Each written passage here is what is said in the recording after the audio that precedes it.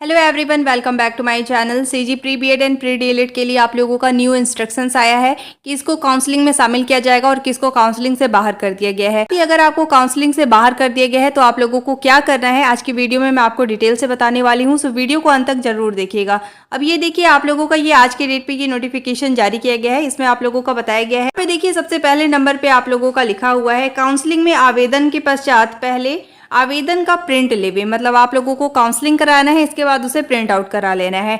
इसके बाद देखिए इसमें बताया गया है कि भरे गए जानकारी में यदि किसी भी प्रकार की त्रुटि होती है, मान लीजिए आपने काउंसलिंग किया, उसमें देखिए अभी भी बहुत सारे स्टूडेंट का कमेंट आ रहा था कि हमारा मिस्टेक हो गया है कैटेगरी एंड साथ ही हमारा टाइटल गलत हो गया है, हमारा नाम गलत हो गया है। तो ऐसे में आप लोगों को क्या करना होता है कि आप लोगों को हेल्पलाइन नंबर गिवन है, उस पर आपको कॉन्टैक्ट करना होता है। वहां पे भी कई बार आप लोगों का करेक्शन हो जाता है। तो यहाँ पे देखिए बताया गया है कि आप लोगों का अगर मान लीजिए कोई त्रुटि होती है तो हेल्पलाइन नंबर के माध्यम से आप लोग उसमें कांटेक्ट कर सकते हैं और पता कर सकते हैं। इसके साथ ही देखिए अपनी काउंसलिंग का पासवर्ड आपको किसी के साथ भी शेयर नहीं करना है, ठीक है।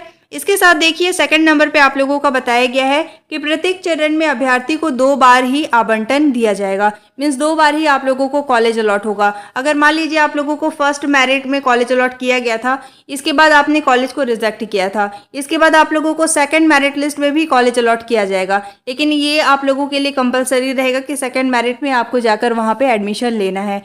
अगर मान लीजिए सेकंड मेरिट लिस्ट में भी आपको ऐसा कॉलेज अलॉट हो जाता है जहां आपको एडमिशन नहीं चाहिए, तो ऐसे में आप लोग इसको छोड़ सकते हैं, एक्सेप्ट भी नहीं करेंगे और कुछ भी नहीं करना है आपको। इसके बाद आप लोगों को डायरेक्ट सेकंड काउंसलिंग कराना पड़ेगा। तो देखिए यहाँ पे आप लोगों को बताया गया है कि प्रत्येक चरण में अभ्यर्थी को 2 बार ही आवंटन दिया जाएगा। यदि किसी कारणवश आपका रजिस्ट्रेशन निरस्त हो जाता है, मान लीजिए आपने काउंसलिंग कराया और आपने एक्सेप्ट करके एडमिशन नहीं लिया, तो ऐसे आप काउंसलिंग से बाहर हो जाते हैं। तो अगर आप काउंसलिंग से निरस्त हो जाते हैं, मतलब बाहर हो जाते हैं, तो अगले चरण के लिए आप लोग काउंसलिंग के लिए रजिस्ट्रेशन फॉर्म फिर से फिल कर पाएंगे। मतलब आपको डायरेक्ट सेकंड काउंसलिंग कराना पड़ेगा।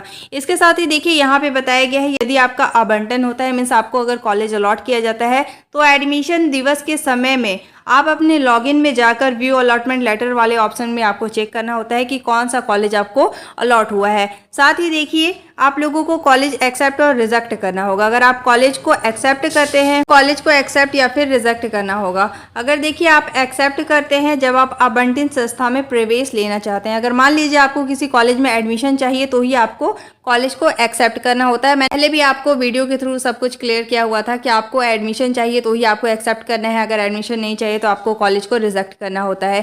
देखिए काउंसलिंग का प्रोसेस आपको क्लियर होना चाहिए। आई बटन पे देखिए आपको एक लिंक हो रहा है, उस पर आपको क्लिक करके सारे वीडियो को अच्छे से देख लेना है। उसमें मैंने बताया हुआ है कि आप लोगों का सेकंड काउंसलिंग में भी आपको क्या मिस्टेक नहीं करना है, आपको काउंसलिंग में क्या मिस्टेक नहीं करना है, अदरवाइज आपको काउंसलिंग से बाहर कर दिया जाएगा। तो आई बटन पे देखिए आपको एक इंपॉर्टेंट लिंक मैंने शेयर किया हुआ है, उस पर आपको क्लिक करके काउंसलिंग को अच्छे से समझ लेना है, ठीक है।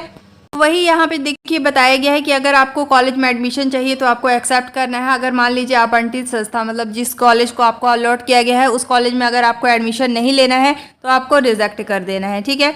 इसके साथ ही देखिए यहाँ पे बताया गया है उक्त दोनों ऑप्शन में एक ऑप्शन आपको अवश्य चुनना होगा। मतलब एक्सेप्ट कर लीजिए या तो फिर रिजेक्ट कर लीजिए, तभी आपका आवेदन अगले सूची के लिए शामिल किया जाएगा, ठीक है। उक्त दोनों ऑप्शन में से एक ऑप्शन आपको चुनना ही होगा, इसके बाद ही आप लोगों को नेक्स्ट मेरिट लिस्ट में शामिल किया जाएगा। बाद देखिए 4th नंबर पे बताया गया है दोनों ऑप्शन में यदि कोई भी ऑप्शन चुनाव नहीं करते हैं, मान लीजिए आपने एक्सेप्ट भी नहीं किया और रिजेक्ट भी नहीं किया, तो आपका आवेदन जो है, मतलब आपका जो रजिस्ट्रेशन है वो आप लोगों का कैंसिल हो जाएगा, आपको काउंसलिंग से बाहर कर दिया जाएगा। इसके साथ ही देखिए 5th नंबर पे आपका बताया जा रहा है कि आवंटन की तिथि, प्रवेश की तिथि की जानकारी आप लोगों को वेबसाइट पे ही अवेलेबल होती है। वहाँ पे आप लोगों को बताया जाता है कि कब से आप लोगों को एडमिशन लेना है और कब तक आप एडमिशन ले पाएंगे, ठीक है। तो इसके लिए तो आप लोगों का अलग से ही नोटिफिकेशन जारी किया गया है, उसको आप देख सकते हैं। इसके साथ ही देखिए यहाँ पे बताया गया है आवंटित संस्था को रिजेक्ट करने का ऑप्शन अभ्यर्थी को केवल एक ही बार प्रोवाइड किया जाएगा।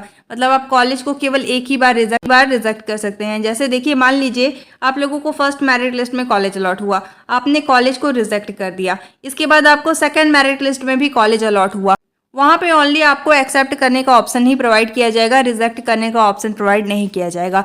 अगर आप उस कॉलेज में एडमिशन नहीं लेना चाहते हैं तो आपको फिर काउंसलिंग से बाहर ही होना पड़ेगा, ठीक है। तो ये यहाँ पे बताया जा रहा है। इसके साथ ही देखिए यहाँ पे आप लोगों को बताया जा रहा है कि दूसरे आवंटन तो देखिए यहाँ पे वही बताया जा रहा है कि दूसरा जो आप लोगों को अलॉटमेंट जारी होगा, मतलब दूसरा कॉलेज जो आपको अलॉट होगा उसमें आप लोगों को एडमिशन कराना मैंडेटरी होगा। इसके साथ ही देखिए 7 पॉइंट में आपका बताया जा रहा है यदि आवंटन के बाद आपने एक्सेप्ट रिजेक्ट कुछ भी नहीं किया है तो आपको आवेदन फॉर्म निरस्त हो जाएगा। तो उस स्थिति में आपको अगले चरण का काउंसलिंग कराना अनिवार्य होगा। मीन्स मान लीजिए आप लोगों ने कॉलेज को एक्सेप्ट किया था और जाकर एडमिशन नहीं लिए तो आप लोगों को काउंसलिंग से बाहर कर दिया गया। अगर आपने एक्सेप्ट या फिर रिजेक्ट कुछ भी नहीं किया तो भी आपको काउंसलिंग से बाहर कर दिया गया। तो आप लोगों के पास क्या सॉल्यूशन है कि आप लोगों को फिर से न्यू रजिस्ट्रेशन करना होगा, सेकेंड काउंसलिंग कराना होगा। साथ ही देखिए जितने भी स्टूडेंट को काउंसलिंग से बाहर किया गया है आपको परेशान नहीं होना है। आप लोगों का 1 तारीख से सेकेंड काउंसलिंग स्टार्ट हो जाएगा। आप उसमें न्यू रजिस्ट्रेशन करके काउंसलिंग में शामिल हो सकते हैं और आप ऐसे ही कॉलेज को सिलेक्ट कीजिएगा जिसमें आपको एडमिशन चाहिए। क्योंकि अगर मान लीजिए ऐसा कॉलेज आपको अलॉट होता है जहाँ पे आपको एडमिशन नहीं चाहिए तो आपको रिजेक्ट करना होगा और रिजेक्ट का ऑप्शन केवल एक ही बार प्रोवाइड किया जाता है। तो इसको ध्यान में रखकर ही आपको काउंसलिंग कराना है, कॉलेज को सिलेक्ट करना है। ठीक है, इस पीडीएफ को मैं टेलीग्राम ग्रुप में शेयर कर दूंगी, आप इसे भी रीड कर सकते हैं। यहाँ पे मैंने जो भी इंपॉर्टेंट पॉइंट था सारा मैंने आपको यहाँ पे एक्सप्लेन कर दिया है। आई होप आपके ये सारे डाउट्स क्लियर हुए होंगे। अब आपको इससे रिलेटेड कुछ भी डाउट है तो आप कमेंट कर सकते हैं। साथ ही आपको मेरे टेलीग्राम ग्रुप से ज्वाइन हो जाना है। वहाँ जो भी लेटेस्ट अपडेट आता है मैं सबसे पहले टेलीग्राम ग्रुप में शेयर करती हूँ। एंड साथ ही मैंने different kind of BEd and DElEd से रिलेटेड पीडीएफ जो है वो टेलीग्राम ग्रुप में शेयर किया हुआ है, तो आप विजिट करके वहाँ से चेक कर सकते हैं। Thank you so much for watching. If you liked my video, don't forget to like, subscribe and share. You all have to join our Telegram group for the latest update. Telegram group का link description में given है. Thank you so much for watching.